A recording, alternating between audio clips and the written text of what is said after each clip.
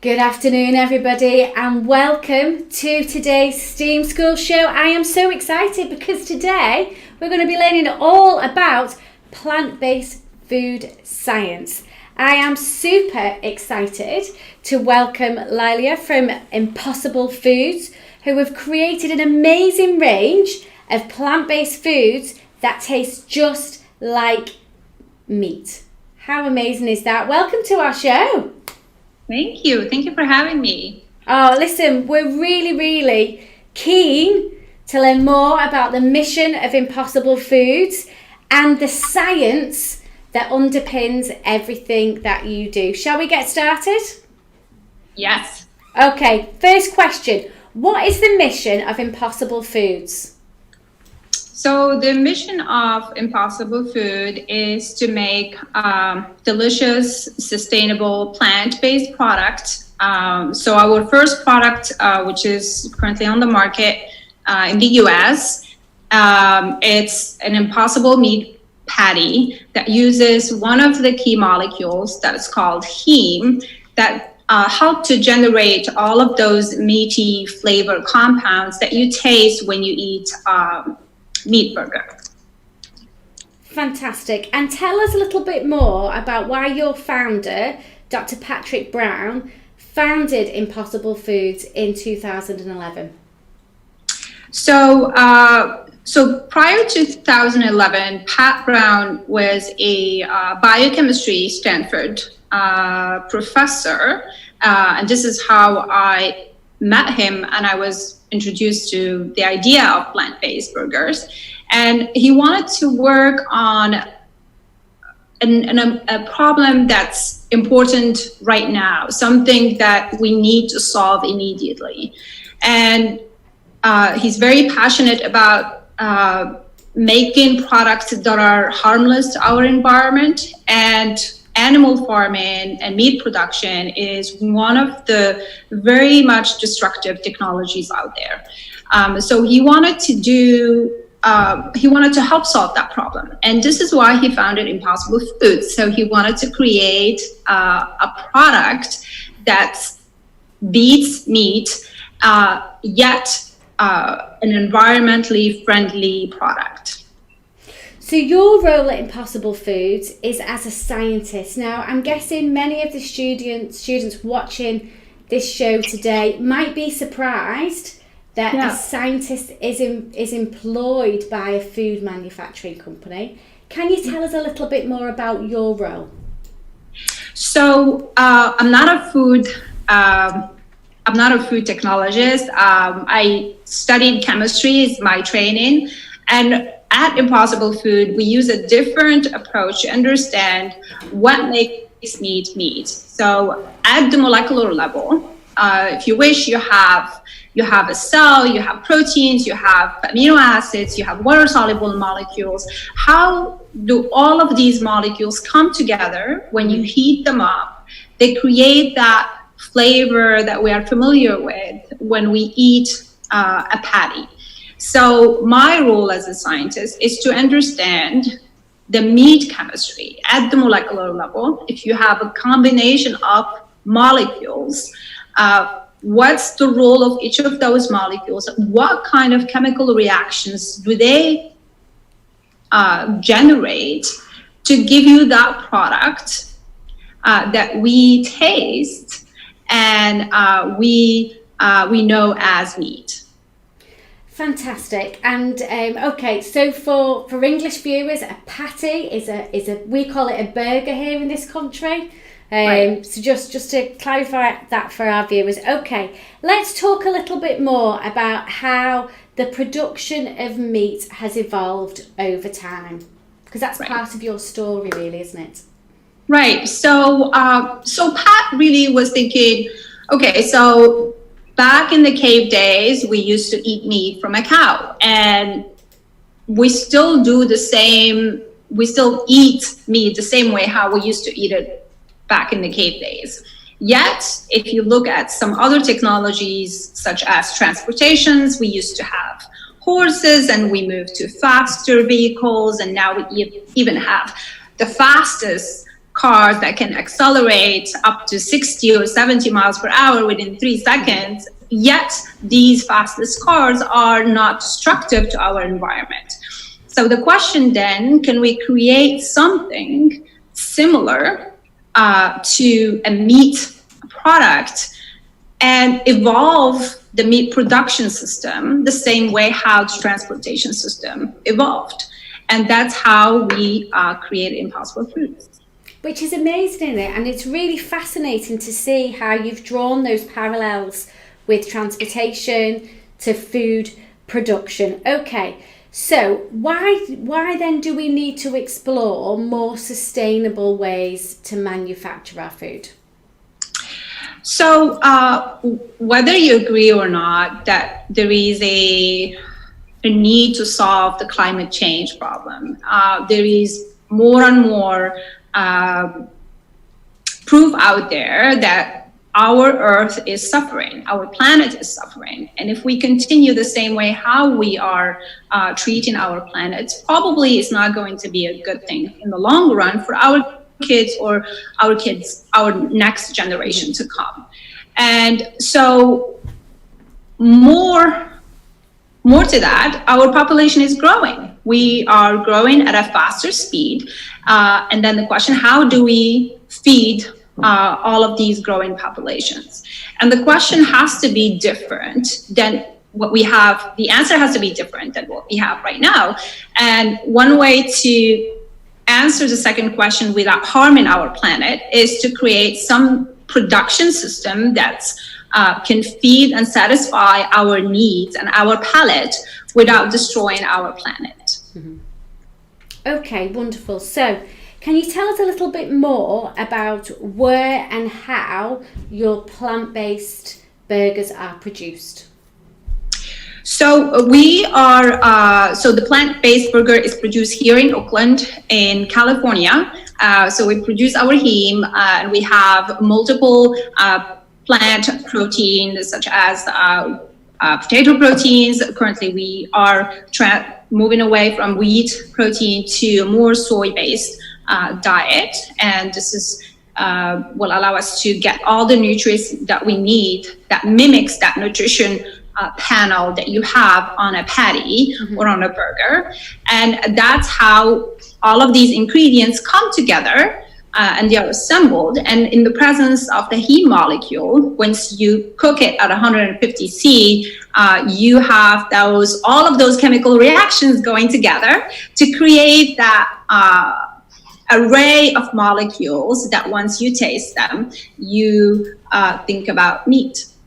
That is absolutely amazing. I'm trying to picture what your food manufacturing plant looks like.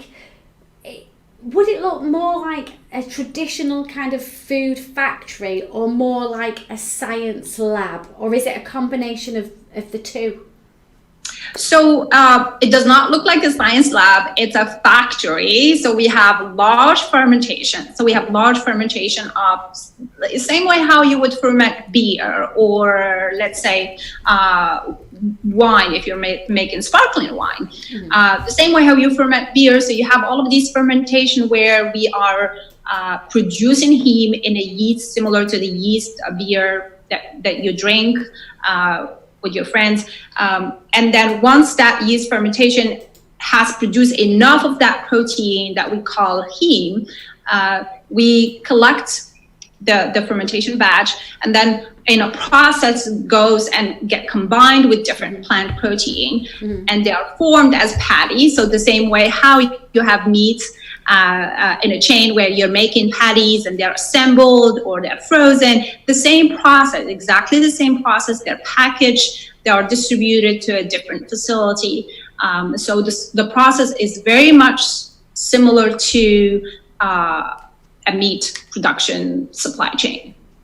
So as a company, you are trying to take on hundreds and thousands of years of humans consuming meat.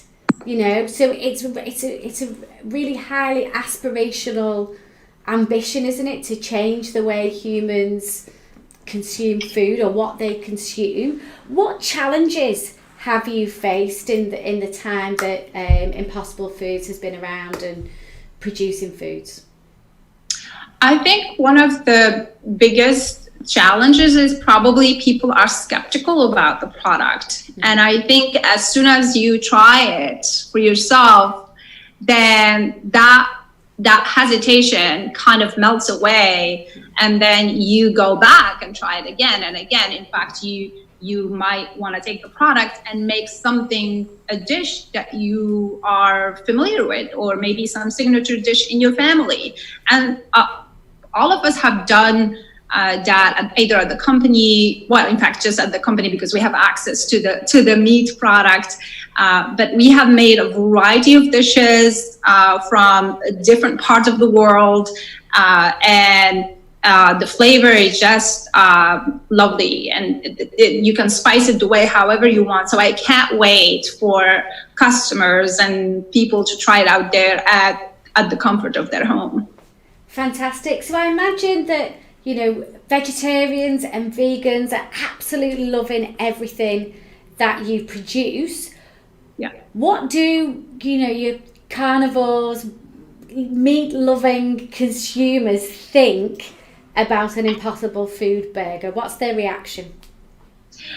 So we have few restaurants in Texas, and we have avid, hardcore carnivores, chefs, and they absolutely love the product. They love making a variety of burgers, the way how they like to make it, with their seasoning, their favorite seasoning, favorite toppings. So I think that's what I said. It goes back to that first, you just have to try it. Give it a try and then see for yourself. Amazing. Okay, so in the short time that Impossible Foods has been around, what successes have you achieved, in the US and beyond? So I think one of the big successes is for us to grow as a small company and scale up so quickly to be able to produce enough of the material for people to try. I think because we are making something only in-house, so you can't rely on other suppliers or providers to make it for you. And we had to engineer our own plant to fit our yeast fermentation process, so that we have enough supply to provide to all of these restaurants and customers who are just eager, who want to try it. Yeah, it's challenging, isn't it, really? Because you've got to look at the whole of the production and the supply cycle, really, haven't you? Okay, so we talked earlier about how meat production has evolved over time, or it hasn't, really. How do you think plant food-based foods will evolve over time? So I think if you step back and look at all the different companies that are emerging and different products that are flooding the supermarkets nowadays, it's very different from, let's say, a decade ago. People are very tuned, very aware of the effect of our diet and food on health, environment. So people are much more sensitive and are making very thoughtful choices. And also they demand not only plant-based products, but good, tasty, delicious plant-based products.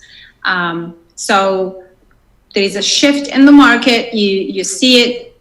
I'm not going to name all the plant-based products out there, but there is definitely a shift towards healthy, clean diet that's good for you and good for your environment. Wonderful. And what are the aspirations for Impossible Foods in the future? Where do you expect to be in the next 10, 20 years' time? I think Pat is very passionate about just being a good citizen by making good choices when it comes to food production. So we started with the meat product. We started with the hamburger because most people eat hamburgers. And that's a signature kind of dish for gatherings, barbecues, summers. If you're watching a game, if you're going to a pub, that will be your first choice. But there are so many products that are out there that we have on the list, and we're actively thinking about them, and we're just taking one step at a time. Fabulous. I'm so excited. As somebody who doesn't eat meat, we can't wait to see your product range in the UK. And we've been talking to schools about the product range all week, and we've been really pleased to see how many people already know your brand and are so excited to see it in the UK. So can't wait for that. Okay, so as we mentioned, Impossible Foods isn't yet available in the UK. What else can young people watching this broadcast do to support more sustainable food production and choices really in their local area? So I personally, there are a variety of things that you can do. So think about where your food comes from. Where, if you eat fish, think about this: is your seafood a clean product? What are the baggage that comes with that product? Is it how much of an effect had it on the environment? Is it widely caught? Is it farmed? But again, I'm not a nutritionist, so I would not go there. But I would just be very cautious. Make good decisions when it comes to either living on this planet by eating clean, sustainable food, or driving sustainable cars, or bike if you can't drive a Tesla, bike or take public transportation. Yeah. So it's about being a conscious consumer, isn't it? About understanding, the food that we buy and the food that we eat. How is it produced? What packaging? Right. Has it come in? Where did it come from in the world? So what was the environmental cost from getting it from wherever it was grown or produced to your table? Looking at the whole of that kind of food manufacturing cycle. And on that note, STEAM Schoolers, this is your challenge for the week. We want you to go and find some sustainable food items in your local area, or there might be a retail outlet that is all about sustainability and organic food production. And we want you to produce a TV advert for that product, or perhaps the retail store. You could produce a storyboard, so don't worry, you don't have to necessarily produce a video. We just want you to share your ideas about how you could promote to other people in your community that they think about sustainable food choices when they are buying their food in supermarkets and local stores. I'm really looking forward to seeing some of those responses. You've got till next Wednesday at 5 p.m. as usual. Super excited to see them. Thank you so much for being on our show this week. Thank you so much for having me. This was such a great experience. We really appreciate you taking the time out of a really busy day to come and share the Impossible Food story with us, Layla. It's really exciting to see, and I'm excited to follow your journey. Thank you, and I can't wait for you to try it. We'll be first in line when it comes to the UK. Okay, sounds awesome. Thank you. Thank you.